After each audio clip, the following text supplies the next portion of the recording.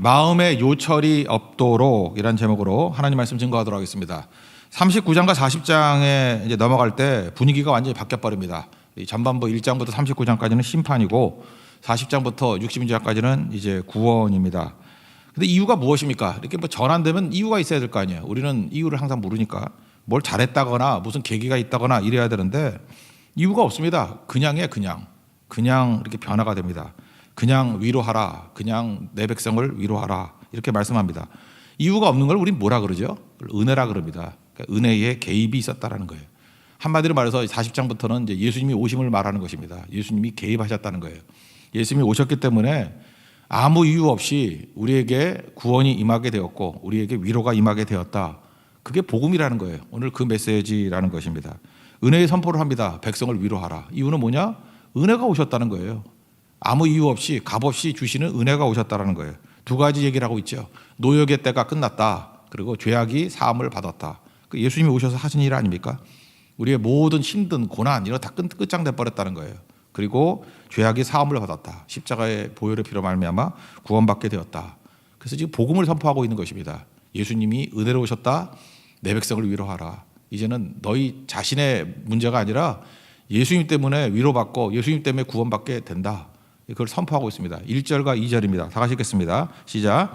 너희의 하나님이 이르시되 너희는 위로하라. 내 백성을 위로하라. 너희는 예루살렘의 마음에 닿도록 말하며 그것에게 외치라. 그 노역의 때가 끝났고 그 죄악이 사함을 받았느니라. 그의 모든 죄로 말미암아 여호와의 손에서 벌을 배나 받았느니라 할지니라 하시니라. 여기서 위로라는 comfort라는 단어가 뭐 분철해보면 나오잖아요. 컴이 함께란 뜻이고 fort가 포르테 아닙니까? 힘이죠. 힘을 가지신 분이 함께 해주신다. 그게 위로예요. 그게 예수님이 오신다 그런 뜻이겠죠. 예수님이 오셔서 해결해 주신다. 그러므로 하나님 백성들을 자꾸 학대하지 말고 하나님 백성들을 너무 괴롭히지 말고 그래서 강단에서 외쳐야 될 거는 은혜를 외쳐야 되는 거예요. 예수 그리스도의 은혜, 위로하는 거예요. 위로. 우리에게 구원이 있다. 죄사함을 받았다. 그리고 이제 노역의 때는 끝났다. 이게 복음이라는 것입니다. 복음이 선포되는 것이 교회라는 거예요. 여러분들 오늘도 위로받고 새 힘으로 일어설 수 있는 거룩한 시간 되기를 축원합니다. 그럼 이제 구체적인 사실 이 내용의 핵심은 3절부터 11절까지입니다. 이게 이제 예수님이 오셔서 하신 일인데 세 가지가 기둥이고 그 다음에 12절부터 이제 뭐 쭉 나오죠. 26절까지인가요? 거기까지는 이제 비유를 들은 거예요. 예수님이 그 무엇과 비교할 수 있느냐? 열방과도 비교할 수 없고 우상과도 비교할 수 없다. 그래서 이렇게 노래같이 쭉 나오는 거고 사실 그 내용은 앞에 있는 얘기 반복하는 겁니다. 그리고 마지막에 뭐 독수리에 날개치며 올라간 같이 여호와를 앙망하는 자는 새 힘을 얻는다. 마지막 27절 31절까지 피날레. 그러니까 구조의 핵심은 뭐냐? 1, 2절 선포 그다음에 3절부터 11절까지가 핵심이라는 거예요. 핵심. 오늘 그 세 가지 예수님이 무슨 일을 하셨나 세 가지 내용을 보도록 하겠습니다. 여기 3절, 6절, 9절 보면은 그 선포하는 자의 소리를 다르게 표현합니다. 3절은 외치는 자의 소리 그랬고 우리 성경에 보면 이게 세례요한으로 해당이 되고 그러죠. 또 6절 보니까 말하는 자의 소리 그랬고 그다음에 9절을 보니까 아름다운 소식을 시온에 전하는 자여 이렇게 얘기합니다. 그러니까 예수 그리스도를 증거하는 뭐 메신저들을 쭉 말하겠죠. 예수님이 하시는 일이 뭐냐면 첫 번째는요 이거예요. 우리 마음에 길을 만드신다는 거예요. 길이라는 게 뭡니까? 이게 소통한다는 거죠. 교제할 수 있다는 거죠. 예수님이 길이라 그러잖아요. 그죠? 나는 길이요 진리요 생명이니. 그러니까 길이 있다는 거 뭐예요? 오늘도 여기 교회까지 오신 이유가 뭐죠? 이렇게 길이 있으니까 오신 거 아니에요? 길 없으면 길이 막혔다 그러면 못 오는 거 아닙니까? 그 길이라는 건 뭐죠? 자꾸 다니면 길이 되고 또 이렇게 닦아놓으면 길이 되죠. 길이 되기 위해서는 어떻게 해야 됩니까? 이렇게 골짜기가 푹 파인 것은 메워야 되겠죠. 골짜기는 메워야 되고 높은 것은 요즘 같은 우리 한국 같으면 터널을 뚫지만 옛날 개념은 뭐예요? 낮춰야 되겠죠. 그래서 요철이 있으면 길이 안 되잖아요. 요철을 없애는 것 그게 길 만드는 거예요.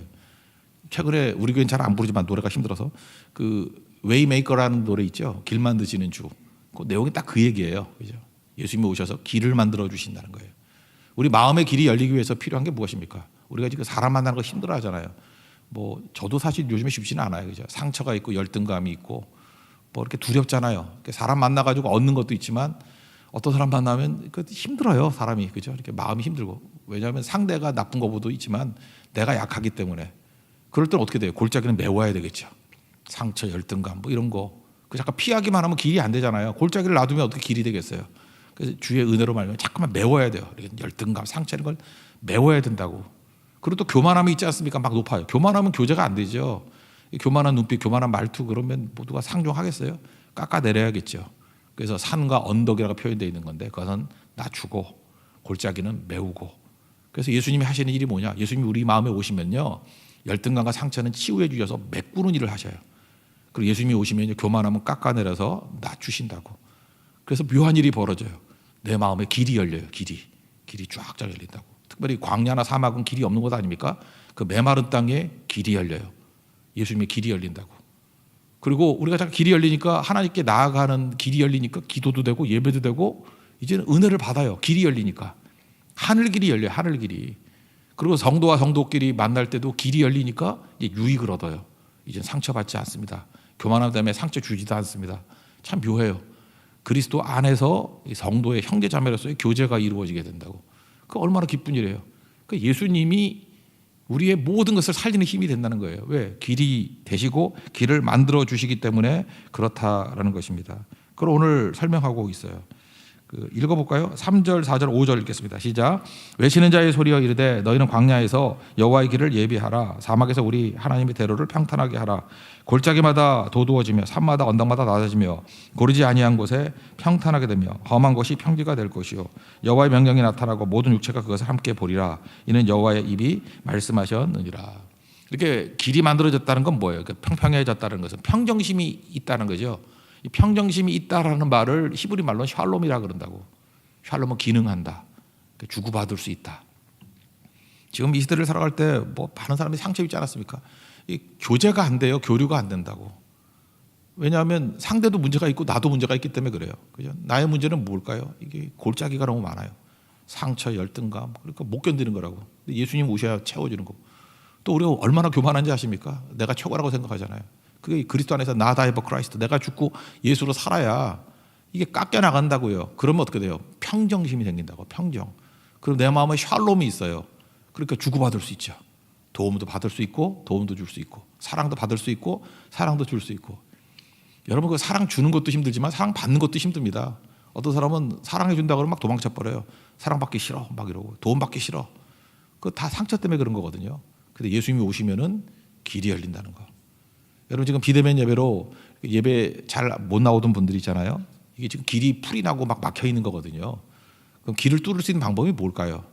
피하지 말고 다니면 길이 돼요. 그죠? 그래서 막혀 있는 길, 기도의 길도 막혀 있으면 자꾸만 기도하면 기도의 물이 뻥 뚫려 버리고요. 예배 길도 막혀 있으면 예배 한번 드리기 시작하면 뻥 뚫려 버려요. 저는 우리 염려되는 게 성교의 길이 막혔을까 봐 걱정이 되잖아요. 그것도 자꾸만 가야 된다고. 그래서 우리 뭐 이 코로나 상황이 좀 풀리기만 하면은 뭐 대거 못 간다 할지라도 한두 팀이라도 빨리빨리 보내서 그 이유가 뭐냐? 길 뚫라고요. 길 막힌 길 뚫어놔야 될 것 같아요. 작은 것부터 시작을 해서 하나씩. 그래서 우리 막힌 길들 다 뚫고 예수님이 도와주신다고요. 우리 마음의 시온의 대로가 열릴 수 있는 하나님의 거룩한 종 되기를 축원합니다. 두 번째 예수님이 오셔서 하시는 일이 뭐냐면은 강하다고 하는 모든 강대국들이지 아수르 같은 나라, 뭐 바벨론 같은 나라 그것들이 유한하다라는 것을 선언해 버려요. 강한 게 어디 있어? 그래서 풀과 같다, 꽃과 같다, 시들어 버린다. 그래서 없어져 버리고 영원한 것을 추구하게 만든다. 영원한 게 뭐야? 하나님 말씀이 영원한 거다. 그래서 세상에 뭐 영원해 보이는 힘들은 다 상대적인 거다, 유한한 거다. 예수님 오셔서 그걸 선언한다고. 그리고 예수님께 오셔서는 영원한 것, 말씀 앞에서 말씀만 붙들게 만든다. 말씀 앞에서 우리 할 일이 뭐예요? 말씀이 영원한 거기 때문에 말씀 듣고 말씀 앞에서 할 수 있는 것들은 순종해 버리고 말씀 앞에 이순신 그랬잖아요. 이렇게 순종하라. 또 내가 할 수 없는 것들은 이렇게 신뢰하라. 맡기고 기도하는 거죠. 그래서 우리 인생이 커지게 된다는 거예요. 예수님 만나기 이전에는요, 예수님 말씀이시니까 순종도 불가능하고 신뢰도 불가능하다고요. 예수님께서는 말씀을 통해서 순종과 신뢰를 통해서 유한한 것들에 인생 걸지 않도록 우리를 이끄신다는 것입니다. 그래서 예수님 만나야 우리가 영원한 곳으로 간다고요. 하늘 가치를 향해서 천국을 향해서 갈 수 있게 만드신다. 이제 그걸 말하고 있다라는 것입니다. 우리 뭐 최근에 어제도 한 분이 또 돌아가셨죠. 노태우 대통령이라는 분. 뭐 한 시대이고 권력자고 막 그러지 않았습니까? 다 가잖아요. 권불 10년 그러지 않습니까? 뭐 여러 사람들 보니까 그래요. 요즘에 최근에 옛날에 그 유명했던 분들이 많이 돌아가시고 그러더라고요. 그 권력이 다 어디 갔어요? 그거 보면서 뭘 느끼는 거예요? 풀과 같다, 꽃이 시든 같다, 잊지 말라는 거예요. 거기에 왜 인생을 겁니까? 진짜 필요한 건 뭐죠? 하나님 말씀만이 영원한 거다. 그래서 여러분 지혜가 뭐냐면 그냥 죽어라 말씀 듣고요. 말씀 순종하는 것만 남아요. 그 천국까지 간다고 말씀 신뢰하는 것만 남아요. 그거는 우리 죽어도 남아요. 영원히 남는 거예요. 영원히. 우리를 살릴 수 있는 힘은 말씀밖에 없다. 예수님은 그렇게 우리를 이끌어 가신다. 그게 두 번째 메시지라는 것입니다. 그것도 한번 읽어볼까요? 우리 6절부터 8절까지 내용입니다. 시작. 말하는 자의 소리여 이르되 외치라. 대답하되 내가 무엇이라 외치리이까 하니 이르되 모든 육체는 풀이요 그의 모든 아름다움은 들의 꽃과 같으니 풀은 마르고 꽃이 시들면 여호와의 기운이 그 위에 불미라. 이 백성은 실로 풀이로다. 풀은 마르고 꽃은 시드나 우리 하나님의 말씀은 영원히 서리라 하라. 여기 볼 때 이 백성 그럴 때 이거는 구체적으로 뭐 아수르를 얘기할 수 있죠. 아수르가 최고 강해 보이니까. 아니면 또 이스라엘을 얘기할 수도 있는 거고. 근데 이건 중의적인 의미가 있어요. 근데 일반적으로 볼 때 아수르예요. 지금 그렇게 세 보이는 아수르 그거 아무것도 아니야. 그죠? 하나님께서는 한번 확 불어버리면 풀이 마르고 꽃이 시든 같이 끝나버리는 거야. 그 어디 인생 걸어야 돼요? 말씀에. 이사야서의 주제가 뭐였어요? 하나님 의지하는데 실패하면 끝나는 거고 하나님 의지하는데 성공하면 그게 승리한 인생이다 그 얘기죠. 그러니까 말씀 의지해야지 세상에 힘 의지하고 아수르 의지하고 애굽 의지해서는 안 된다. 이게 예수님이 오셔서 하신 일이라는 거예요. 그리고 세 번째 내용 이게 또 중요한 건데 두려움을 없애버리고 하나님만 바라보게 만든다는 거예요. 그 얘기 무슨 얘기입니까? 하나님만 바라보면은 두려움이 사라지겠죠. 그래서 9절 하반절 보니까 너희 하나님을 보라 이거죠. 너희 하나님을 보라. 10절에서는 어떤 하나님을 묘사하고 있냐 하면 강한 자. 하나님을 바라보면 강한 분이기 때문에 우리를 건져 주시겠죠. 그죠? 그래서 두려움이 없겠죠. 하나님만 바라봐라. 그럼 하나님은 모든 걸 다 할 수 있는 분이기 때문에 강한 분이기 때문에 하나님 바라보면 치유가 된다는 거예요. 우리 그 민수기에도 나오잖아요. 요한복음 3장의 표현도 있지만 장대 끝에 노뱀을 바라보면 살듯이 그냥 바라보면 풀린다라는 거예요. 마지막에 여호와를 앙망하는 자라고 나오잖아요. 예수님이 우리에게 주시는 말씀이 뭐냐면 주님 바라보면 하나님 바라보고 예수님 바라보면 내 문제에서 풀려나게 된다는 거예요. 아니면 우리가 묶여 있다라는 거죠. 바라보는 게 왜 강한 자를 바라보면 풀리게 된다 그런 얘기입니다. 최근에 우리 코로나로도 힘들지만 여러 가지 질병이 덮어진 것 같아요. 그죠? 병원에 안 가는지 뭐 마스크만 쓰고 있어서 더 악화가 된 건지 모르지만 젊은 사람들도요 요즘에 굉장히 병들이 되게 많습니다. 그래서 제가 질병 그러면 생각나는 분이 한 분 있는데 그 서울대 그 병원장도 하셨던 분인데 한만청 원장님 34년생이세요. 그러니까 지금 뭐 88세, 87세쯤 되시는 분인데 아직도 살아계세요. 제 기억에 한 20년 전쯤인가 이분이 여러 암 환자들 고치고 막 그랬던 분인데 간암 걸렸어요. 간암. 근데 이분이 이상한 분이에요. 딴 사람들은 수술 다 시켜놓고 자기는 또 수술을 안 받아요.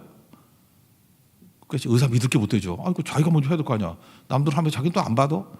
그래서 뭐 하나님 바라보고 산다. 그런데 이게 또 전이가 됐어요. 암이 전이가 돼가지고 폐암으로 전이된 걸로 기억나요. 폐에 물이 찼다 그러니까 폐암이지. 폐암으로 이게 전이가 됐어요.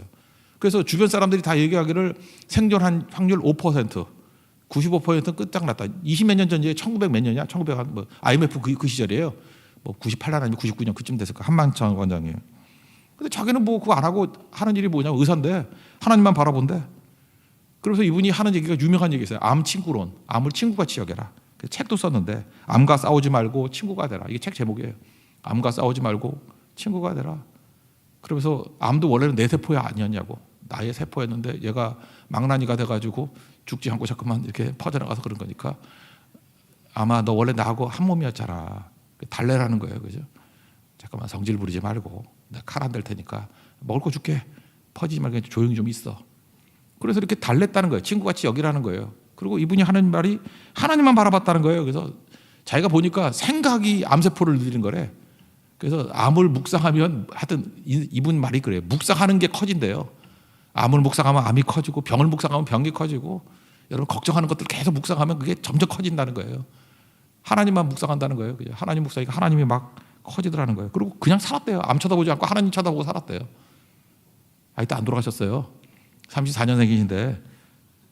그래서 이분이 그래요. 기도할 때 자기 이렇게 기도한대요. 두려움은 지는 거기 때문에 자기는 뭐 강구 이런 거 많이 안 한대. 옛날에 강구했대. 뭐 달라고 뭐 이랬는데 이분이 기도하는 게 그래요. 감사만 해도 된다는 거예요. 감사만. 그래서 기도 시간 부족하면 그냥 감사하고 와버린대요. 그냥 뭐 감사할게요. 그냥 이거 감사합니다. 감사하니까 일을 하게 되더래요. 이게 걱정 안 하고 두려움에 빠지지 않고. 감사한 거 그러니까 더 감사하다 보니까 할 일이 생각나는 거야. 그래서 그거 하니까 그 다음 날 또 와서 또 감사하고. 그 참 묘한 분이죠. 이분이 목사님 되셨으면 더 좋을 것 같은데, 그죠? 하여튼 이름도 이상하잖아. 한만청. 무슨 뭐 약 이름 같잖아. 그죠? 그 유사 약품 같잖아. 무슨 뭐 도라지청 이런 거 같이. 한만청. 모르겠어요. 최근에 어떻게 되시는지 모르겠는데 제가 알기로는 아직까지 돌아가시지 않았어요. 34년생이신데. 근데 이분의 핵심이 뭐냐면 이사야 40장이에요. 하나님 바라보라는 거예요. 두려움 없고, 그죠? 이기게 된다. 오늘 그 얘기죠.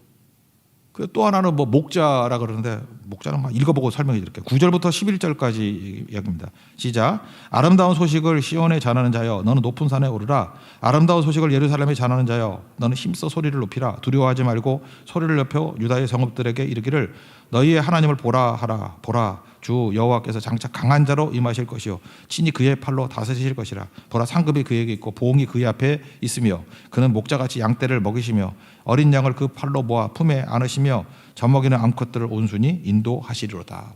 하나님을 바라보라. 그런 강한 분이시다. 또 하나는 뭐예요? 목자다라는 거예요. 목자. 우리는 인생이 참 양떼하고 비슷한 것 같아요. 양떼하고.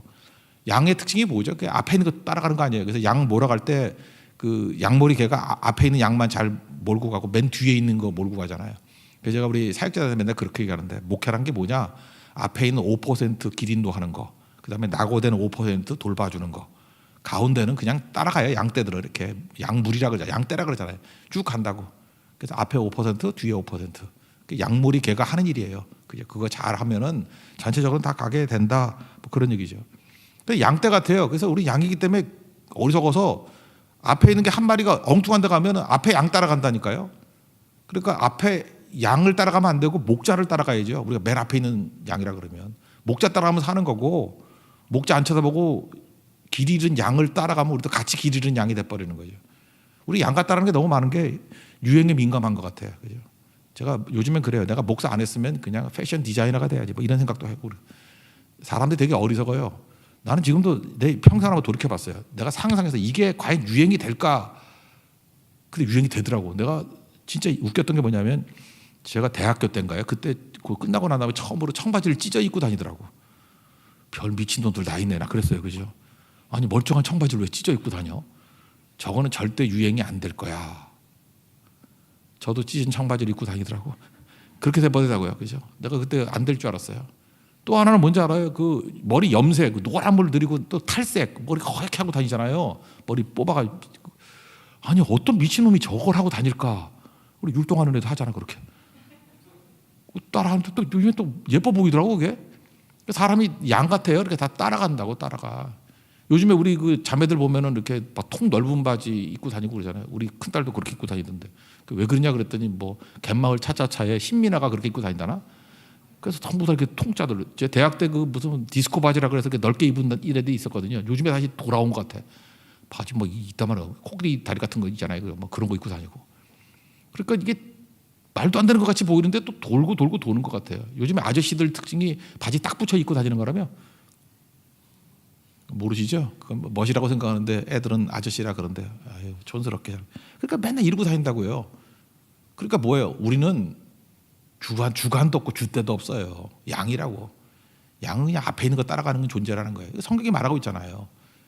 그래서 양들에게 중요한 게 뭐냐면 목자가 중요하다는 거예요. 목자 따라가야 되는 거지. 예수님 따라가야 되는 거지. 여러분 정신 잃고 예수님 놓쳐버리면 세상 따라가다가 헛사는 인생 살아요. 그죠? 그거 금방 변한다니까. 나중에 내가 왜 이렇게 살았지? 후회, 허무함 그런 것만 가득 찬 인생이 된다는 것입니다. 그래서 하나님을 바라보라. 그는 강한 자 되신다. 그죠? 우리의 모든 것들을 두려움에서 건지시고 우리를 구원해 주시는 분이시고 또 하나 목자 되신다. 예수님 따라가야 길 잃지 아니하고 헛되지 않다. 그걸 말해주고 있습니다. 은혜로 예수님께서 이 땅에 오셔서 백성들을 위로하라 그랬습니다. 예수님 오셔서 하시는 일이 뭐라고요? 마음에 길을 열어주신다고요. 그죠? 골짜기를 메우고 교만함을 깎아버리고 그래서 소통이 되게 만들어요. 하나님 하늘의 길이 열리고 성도와의 길이 열리고 그래서 우리가 행복해져요. 그렇게 된다고요. 그 다음에 유한한 것들에 인생 걸지 아니하고 뭐 강대고 앗수로 풀 같고 꽃이 시든 같다고요. 영원한 말씀의 인생을 걸어서 순종과 신뢰를 통해서 정말 가치 있는 열매 거두는 인생을 살게 된다고. 마지막 세상은 우리를 두렵게 만들지 않습니까?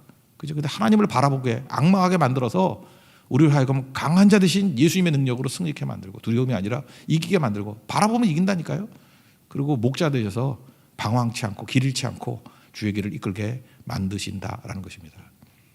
그래서 이 내용을 가지고 이제 뭐 12절부터 쭉 몇 절까지 나오나요? 12절부터 26절까지 쭉 나오는 얘기는 그러므로 열방과 하나님은 비교할 수 없다. 그다음에 우상과 비교할 수 없다. 뭐 이렇게 쭉 설명해요. 읽어보면 다 나오는 얘기고 마지막 피날레 그러므로 결론입니다. 새 힘과 새 능력을 덧입으라는 거예요. 27절부터 31절까지 말씀. 우리 맨날 외우는 말씀 아니에요. 푸념하지 말라는 거예요. 하나님이 우리를 외면했다, 응답하지 않는다, 뭐 이렇게 그러지 말고 하나님 우리에게 능력과 힘을 주신다. 앞부분 먼저 읽어볼까요? 27절부터 29절까지 읽겠습니다. 시작.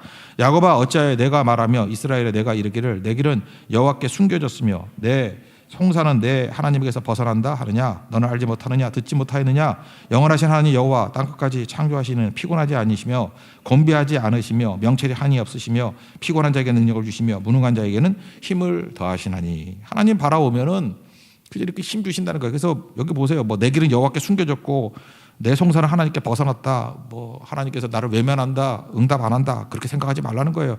하나님의 때 하나님 방법으로 이끌어 주신다는 거예요. 그래서 하는 일이 뭐예요? 넘어지지 않는 길.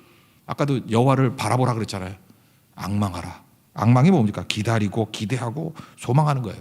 여기 힘은요, 제압하는 뭐 그런 힘이라기보다는 견디는 힘이에요. 견디는 힘. 믿음이 에무나라 그랬잖아요. 견디는 힘, 버티는 힘.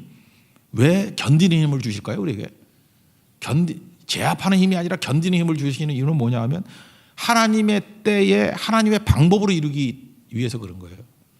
내 때에 내 방법으로 이룬다 그러면 제압하는 힘이 좋죠. 그러면 제압하는 힘은 되게 내 뜻을 이루는 거야. 근데 하나님의 뜻과 하나님의 때에 하나님의 방법을 할 때는 우린 모르잖아요, 그거를. 그러니까 실제로 우리에게 필요한 건 뭐예요? 견디는 힘이 필요한 거라고. 그러니까 견디고 있으면 하나님의 때에 하나님 방법으로 정확하게 이루십니다.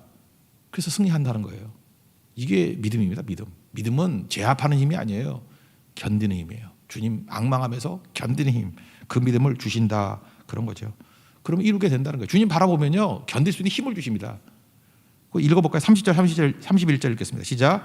소년이라도 피곤하며 곤비하며 장정이라도 넘어지며 쓰러지되 오직 여호와를 앙망하는 자는 새 힘을 얻으리니 독수리가 날개치며 올라감 같을 것이요 다른 박질하여도 곤비하지 아니하겠고 걸어가도 피곤하지 아니하리로다. 그러니까 여호와를 앙망하는 자의 행복. 옛날에 그 신문 기사에 한번 났던 얘기인데 하늘의 별을 바라보는 행복. 어떤 기자가 뭐 이렇게 별로 유복하지 않은 거죠. 우리 기준으로 볼 때, 자본주의 기준으로 볼 때 옥탑에 방 2개 있고 가건물이에요. 새로 사는 분. 옥탑방은 원래 허가가 잘 안 나잖아요. 그래서 이렇게 원래 올라가는 통로인데 거기 이렇게 뚜껑 막고 해가지고 대개가 이제 무허가 건물이 많아. 가건물이. 그러니까 대충 짓는 거죠.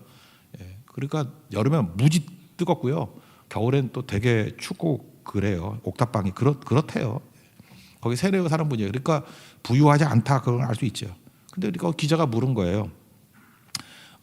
아주머니는 언제가 제일 행복하십니까? 이렇게 물었더니 별 보면서 밤에 별을 보면서 가족들의 빨래를 빨랫줄에 넣을 때 너무 낭만적이잖아요. 빨랫줄에 탁 넣으면서 별을 쳐다볼 때가 제일 행복합니다. 이웃이 다 잠들었을 때 사랑하는 남편의 내복과 뭐 셔츠, 속옷 이거 걸고 아이들의 옷을 빨랫줄에 널면서 하늘의 별을 쳐다볼 때 이건 진짜 그죠 별이 빛나는 밤에하고 똑같은 거 아니에요, 그죠? 뭐 너무너무 아름답고 행복하다. 나는 참 행복한 여자라는 생각이 듭니다. 참 특이한 대답이잖아요, 그죠? 그래서 기자가 신선해서 또 한 번 물어본 거예요. 근데 왜 하필 밤중에 빨래를 거나요? 그랬더니 이분이 이제 사실은 이제 진짜 얘기를 하는 건데 이게 감동을 주는 거예요. 낮에는 제가 일을 합니다.